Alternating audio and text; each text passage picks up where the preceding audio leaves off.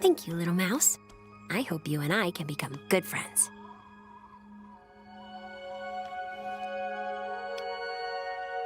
Don't worry. You always have a way of sneaking into people's hearts. Bold move, sister.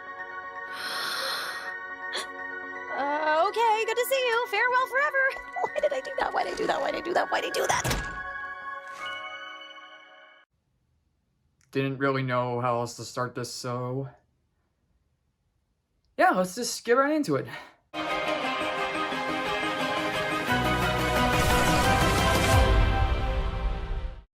How is everyone doing today, guys? My name is T Cones, and I'll admit I've been home from vacation for a little under 3 hours, so yeah, but gotta talk about this episode because it's a big one. It's a big episode, and it's crazy to think about how man, really the words are, it's kind of crazy, yeah. I'll say this though, heading into it, I thought that the biggest thing we would get out of this episode in terms of Luz and Amity was one of the two confessing their feelings to the other. I thought that's what it was going to be, and then after that it would just be like, you know, up for debate. So okay, sorry for that cut, but what was I saying? Yeah, so I thought Luz and Amity Luz or Amity would confess their feelings to the other, and it would just go and see where that goes. But like Edric said to Amity, bold move, sister. I mean, Dana, I knew Dana and the crew were talking about how they wanted to get this relationship developed as fast as possible. They want to drag it out because obviously with the second season technically being the last full season of the Owl House, with season 3 now only being 3 44-minute specials, yeah. But I'm really, really glad we got this moment for Amity and Luz because, one, I really liked how natural yet at the same time out of nowhere it felt, because you would think for a show with these two, you know, maybe they were planning for a moment, you know, it's like maybe this moment or no, but Amity, you know, the second she saw the moment, she took it, and even though it left them flabbergasted, both of them flabbergasted, they did it. It was crazy, and again, it's just a simple kiss on the cheek that can cause the internet to explode. But great moment, and hair, I'm talking about the hair a second. I'll admit it caught me off guard at first seeing her new hair color and her new hairstyle, but I've grown to like it. I think it's really cute, really cool looking, and, you know, I think it definitely matches her character a lot. Not that her green hair didn't, or not that her natural brown wasn't either, but I like this new color. I think it'll look cool, especially amongst the group. I think that'll definitely be a color that makes her feel more stand out, because, you know, you have Gus with his blue getup, you have Willow with her green getup, now you have Amity with this purple pinkish getup, and then you have Luz with her purple white, and then her leggings.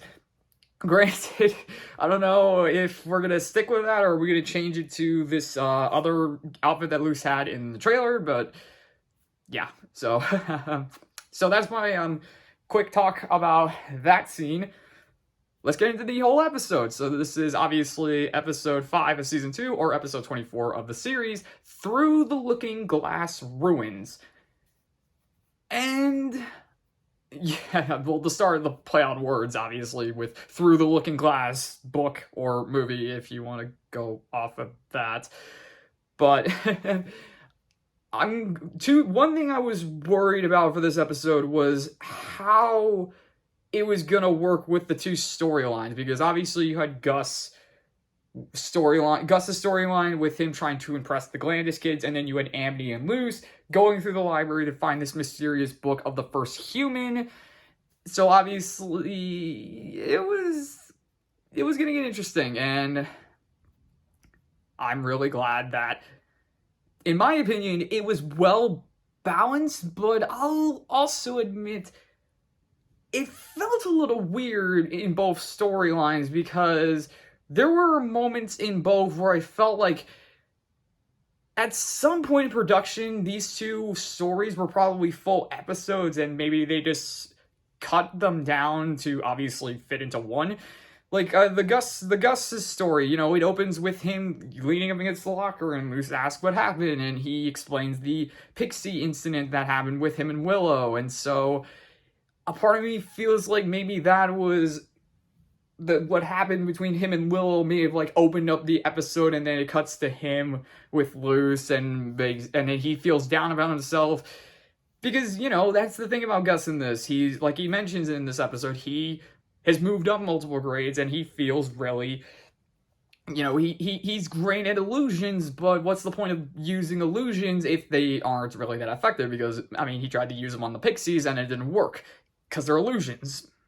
So he wonders if he's doing the right things with magic, if he can learn new things in magic. Like, obviously, Luce being Luce, you know, she tries to be very supportive, tries to help him learn new magic by, obviously, with the glyphs.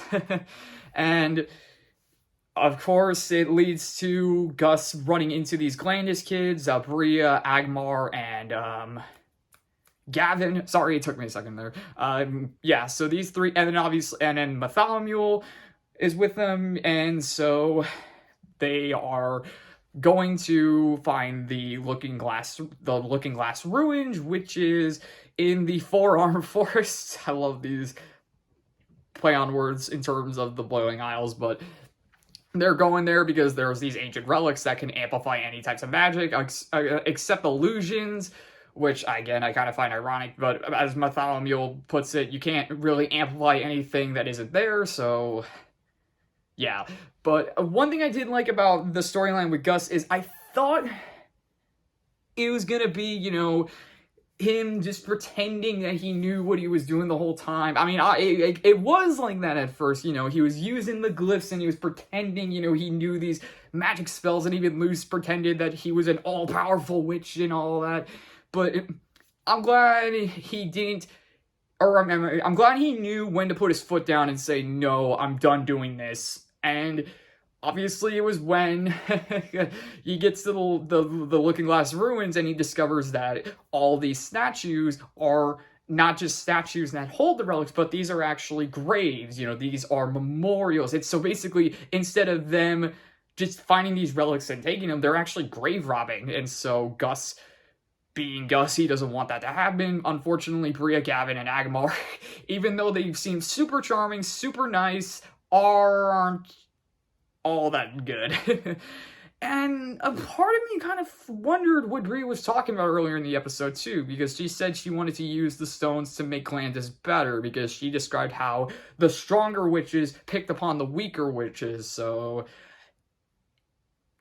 okay. But Gus, trying to obviously be the person, the kid that he is, tries to stand up for himself. He tells him, no, put those back, we can't do this. But Bria, Agmar, and Gavin, they don't listen. And even Bartholomew at first is with this trio, but then he comes to his senses and he helps Gus, especially after this wacky old illusionist guy creates this crazy whale-like dragon beast thing that was in the trailer, and it's an illusion, which I guess kind of makes sense. But yeah, so Gus, Bartholomew, and this crazy man, they team up to scare Gavin, Agmar, and Bria away. And I'll admit, I know some people saw this as like a straight-up horror flick, but honestly, and this is probably because on my Reddit, I did a poll of whether I should do a fan art of Gus as Loki or Gus as Mysterio.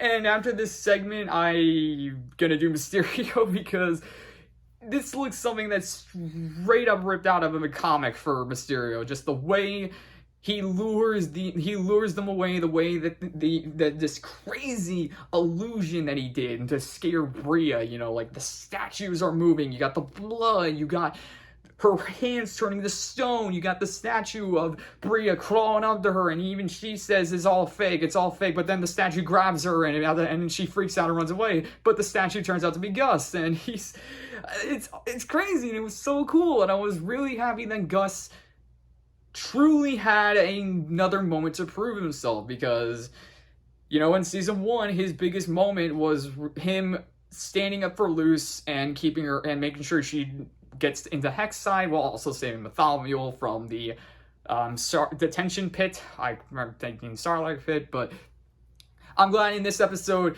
it wasn't because he screwed up, it wasn't because he needed to make up for his wrong, it was really, these 3 kids were going to steal these relics, and he needed to stop them, and that's exactly what he did. He stopped them, and not only that, but he got help with Bartholomew, and I really like how the two aren't technically friends just yet. You know, Bartholomew says that he's like, I used to be like them, but then I got saved by some dweeb from a detention pit. So he and Gus are slowly, you know, are at least cool right now. They're cool with each other right now, so they're probably going to become friends, and I already see people all over the internet shipping them, so who knows if that'll happen or not. But right now, if they just stick with Gus and Matt being friends, totally fine with that.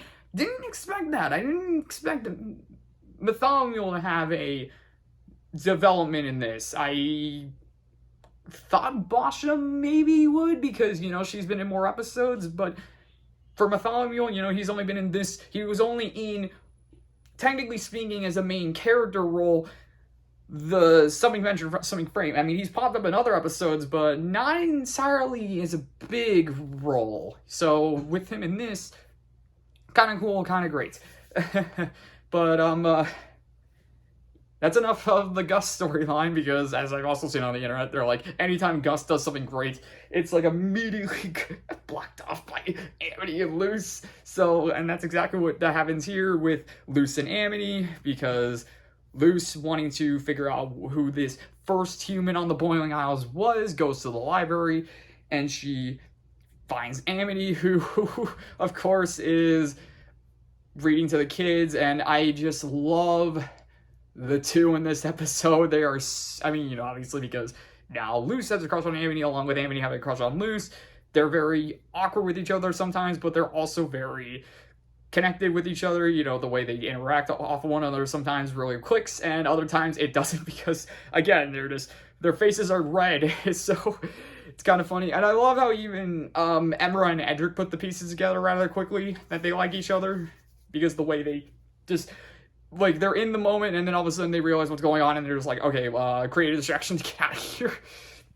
But, it felt a little short in my mind with Amity and Luz going through the, Forbidden Stacks, which is this, you know, restricted part of the library that Amity has access to, and that Luz needs to get into to find a book about the first ever human on the Boiling Isles, and his name is, I completely forgot, because for some reason the guy's name doesn't click, because I'm just thinking, is this Bellows in the 1600s somehow? Is this a ancestor of Bellows? Like, what's up with this guy? But yeah, I mean, they basically have to go in to find his journal, and I find it interesting how Amity, you know, she's very, you know, I mean, one thing for sure, she definitely is really happy when she is working at the library reading the kids and just doing basically what she wants. And she even mentions how this Malibus, this creepy-looking bookkeeper in the library, gave her the job and her office space. They call it the office space, but I mean, it's kind of like her secret hideout, which I still think is really cool, with just, you know, being behind a bookshelf and all that. But, you know, obviously, with her caring about Luz, she wants to help her. And so the two go into this forbidden area. Really cool design. It kind of reminded me of Pan's The Labyrinth a bit. Which, you know, because I think I saw, like, stairs on the walls and on the ceilings, and just the way it kind of caves down, and you just have this really creepy looking area. Obviously, it's much more darker in this one.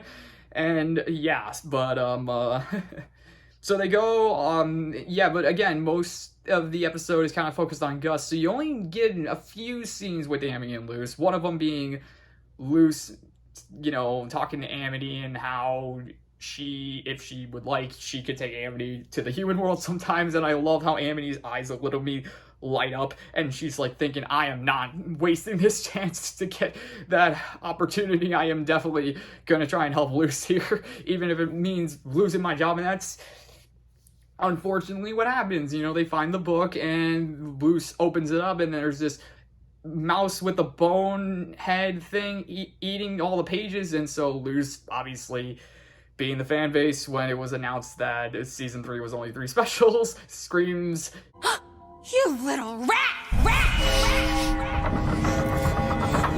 Oh no.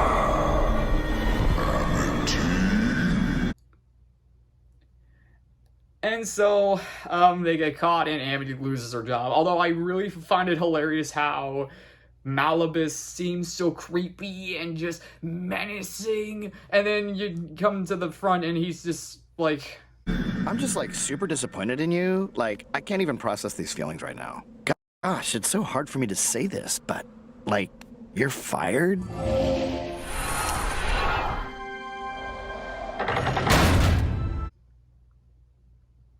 I mean, it's kind of funny. It's kind of funny, but at the same time, it's makes a little sense, I guess. But then, you know, so Amity loses her job and she apologizes to Luz, and then she says, I just do stupid things when I'm around you and I wish I didn't. Yeah, I can see why Luz reacted the way she did with that, because on one hand, it does, because, I mean, well, you can take it in many different ways, that line, you know, being, you know, like, because Amity cares so much about Luz, she doesn't really always think about everything that she's doing, and so she considers it as stupid because she cares about her, but at the same time, it's like, Luz can kind of see that being like, yeah, but, Luz, of course, bounces back by saying, sometimes I do stupid things around you too, and, like, it's that weird moment where they're just like, wow. But, obviously, Amity kind of being torn about that moment, she goes, and Luz, obviously being torn about the fact that she lost Amity her job, decides to go back in and reclaim Amity's job, and this is that part of that story arc where I felt like this was its own episode at first, because I really wanted to see what the heck Luz really had to do, because she lists things off. Like, she talked about man-eating books, a dragon made out of paper, and a few other things, so I would have been down to see all that take place in an episode. Like, that would have been cool, but obviously that was cut because Luz had to get back to that Amity's house to give her card back. And yeah, obviously it leads to that cute moment between the two. And I also liked how Amity in this episode, after all that said, like, ever since Luz has been here, I've thought of things I've never thought of before, and I've felt things that I've never felt before. And I like how she isn't sure about it, but then Amber is just being like, well, what's wrong with that? You haven't really been happy in a long time. And it's like, yeah, I mean, it's interesting to keep forgetting that these are kids, you know, they're teens, they're 14, so obviously this is at the time of their existence where they would start thinking of things they never thought of before, they would start feeling things they never felt before, so for Amity to really acknowledge that and think about all that and just talk about it is a good moment for her as a character, but also for the show, because, again, the more natural it feels, the better it is, because, you know, that's how it is in life. That's how, not just gay and lesbian things, but that's how sometimes love is in life, you know, just, you're not always sure if it's the right thing. You don't know if it's the right thing, but sometimes you just gotta let it happen, you know, whatever you feel like is the right thing, you know, like as she said, like, I've thought of things I never thought before and felt things I never felt before, so for her, you know, it's her really caring about Luz, and she may, even though she's not 100% sure if it's the right thing, she's getting encouragement, you know, with her sister, you know, and her brother with, after what he said, after, you know, she kissed Luz on the cheek, so, you know, with her getting support, it's a great thing to see, and for Luz, her reaction after the kiss on the cheek was also really cute, but, of course, all this comes after when Luz discovers that the mouse that ate the journal actually stored all the information in itself, and it can basically play it back on, like, kind of like a projector, so there's that, and yeah, so we get to learn a little bit about the first human on the Boiling Isles. He's somehow wound up here. He's from the 1600s that Luz estimated, and he, judging by what we saw, is the one who created the portal that Ida found. So, yeah, this is really interesting, and I'm really excited to see where it goes. But obviously, big thing of this episode is Amity kissing Luz on the cheek. Obviously, that is a huge moment for the show, LGBTQ representation, and just, yeah, I mean, it's a really cool scene to have for the show. Yeah, obviously, with this pace going, you know, you had that moment where Amity, you know, you find out Amity likes Luz, and then you have her being around Luz, and all of a sudden you had Luz developing a crush for Amity, and now you have this moment, and it's basically stating, hey, we are not pulling this we're not waiting until the series finale to do this, we are doing this. And for a lot of shows, or like, for at least for Disney right now, this is some uncharted territory, but I mean, it's not really Disney who's pulling the strings behind this relationship, it's Dana and the crew.